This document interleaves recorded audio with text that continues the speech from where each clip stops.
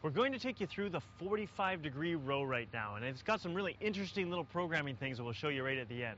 To begin with the basic form, you're going to need to adjust the TRX so it's fully shortened. So as Steve does that, then what you're going to want to do is grab onto those handles and lean back against the TRX. Now to begin with, we're just going to choose a nice shallow angle just like that.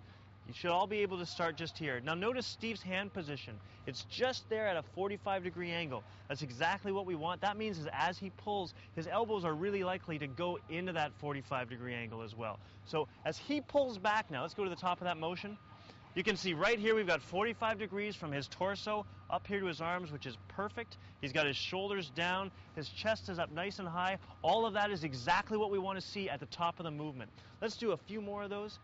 Nice. Now notice as Steve's going up and down, you'll see his shoulders stay in line with his hips, with his knees, with his ankles. His whole body is virtually straight. Now what he could do is at the bottom is drop his hip just a little bit and now come up. And that's going to add just a little bit more function to this exercise. It's a neat progression. You don't have to put it in there, but it's something to consider as you're rolling along.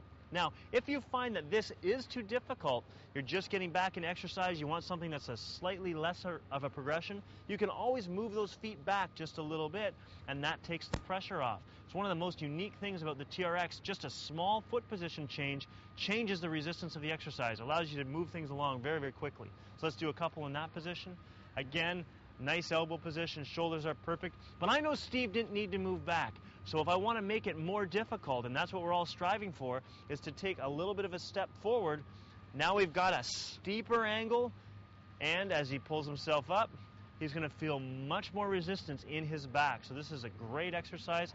Now here's one of the things that you can do with your head to really enhance this movement. At the bottom of the motion, and just stay there, I want you to look just down at the anchor point, okay? Not at your hands, but just at the anchor. As you pull up, a slight chin tilt is going to really drive the whole back to fire up and really get into these muscles that are working back here. Looking at our lats, rear delts, our trapezius, all the rotator cuff, and just go down through there a couple more times. Excellent. I'm feeling a great squeeze in Steve's lower back. In fact, maybe even a little tremor of truth there at the top. So now what we want to do is I want to show you how we finish this off, because this is, as I said at the beginning, a really interesting piece of programming. You've just finished your last repetition. You're already a little bit tired, but it's not over. From the very top, you're going to lower out just so slightly and then come back. Notice this movement is much, much shorter than the original full range of motion was, and it's really taking the pressure and putting it right where we want it. A great finisher for the back, and it's really allowing us to get the most from this exercise. So as you go through your row progression, you'll see a bunch of different ways that you can make it very, very difficult or very, very easy. And again, work with those partials. It's a great way to finish. And remember, don't forget that head position, because it really peaks it off and gives you exactly what you want.